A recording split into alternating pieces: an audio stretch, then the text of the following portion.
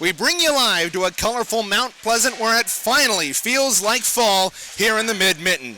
Tonight, the Chippewas, a team that only lost 3 times at home last season, take on a team that is still seeking their first win in club history. Good evening, everybody, and welcome inside Martin Ice Arena in Mount Pleasant, Michigan. Alongside my broadcast partner, Devin Sarah, my name is Reagan Claves, and we are happy to have you along here tonight as the Central Michigan Chippewas open up the home portion of their 2022-23 campaign against the Lake Superior State Lakers. Well, Devin, last weekend we saw the Chippewas face some early adversity with the penalties that they committed, but they managed to come back despite conceding those 7 penalties throughout the game.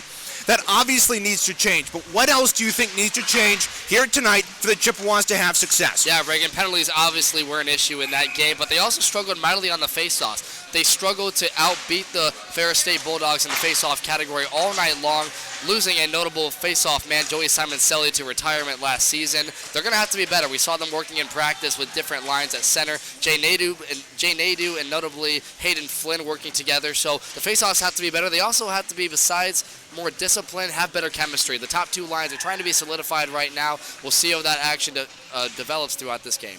Yeah, we certainly will. And speaking of last week, let's take a look at the Chippewas road opener against Ferris State University. Well, things started off a bit shaky for the Chippewas, as we mentioned. They conceded an early 5-on-3 penalty that they killed off. It was only about 10 seconds, though, and on the ensuing 5-on-4, it was Ty Schiff ripping a shot past the blocker of Lauren Jones from the slot that gave Ferris State the 1-0 lead. They would hold that until early on in the second period, when it was Keelan Baker, the captain for Central Michigan, to get the game-tying goal.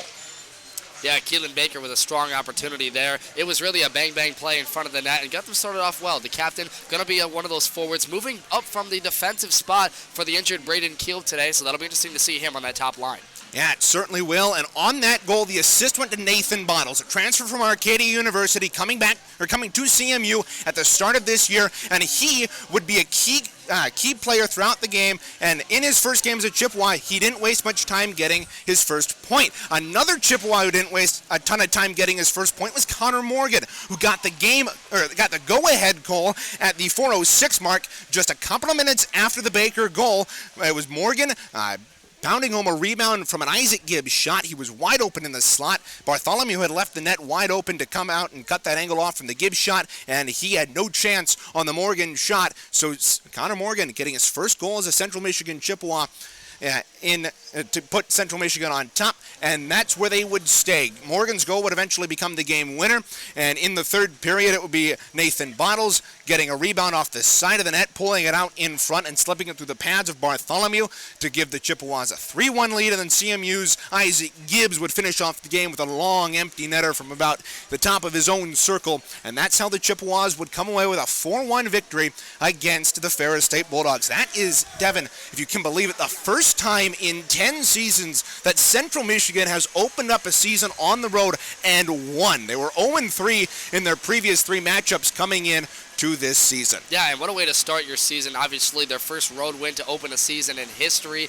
And you talked about how key forwards stepped up for them. Isaac Gibbs, 2 goals and assists on the night, had a really strong night. Nathan Bottles, Conor Morgan, the new assets to the team, really did a phenomenal job as well in this one. They've got some stuff to clean up there. As we mentioned, the face-offs. They got to be a little bit more patient and use kind of their vision better. But overall, you had to be impressed with a good start. They really controlled it from start to finish. Yeah, certainly did control that hockey game. And let's now take a look, shifting from last week to this week. Taking a look around the MCHC, Devin, you'll have that for us. Yeah, Cleary University playing their first game as a program at the Division III level. They'll take on Calvin University tonight here at 8 p.m. Eastern from the Ice Den in Howell, Michigan. We'll see Cleary University next weekend for a home-and-home series, and that one I'll be on the call for it.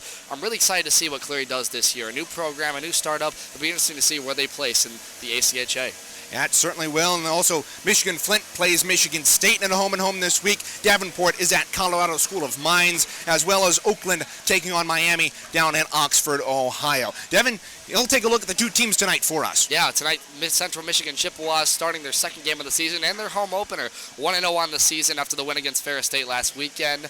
Coming on the road is Lake Superior State. They started 0-2, dropped their first 2 games against Purdue Northwest, we should say. A closely contested contest contest. 5-3 in the first game, 5-1 in the second. They have not won a game in their program's history. They did start up 3 seasons ago during the COVID pandemic year, played all of last year, 0-19 to start, 0-2 to start this season. So for Lake Superior State, this is an opportunity to go on the road against a really, really good opponent in Central Michigan. I'm excited to see what they bring to the table. Yeah, it should be interesting to see how how Lake Superior shapes up here tonight. And speaking of games between these two teams, this is the first time Central Michigan has played Lake Superior State. The D2 programs met last season up in Sault Ste. Marie at Lake Superior State, and so this is the first matchup between the D3 versions of their respective schools. Scratches tonight.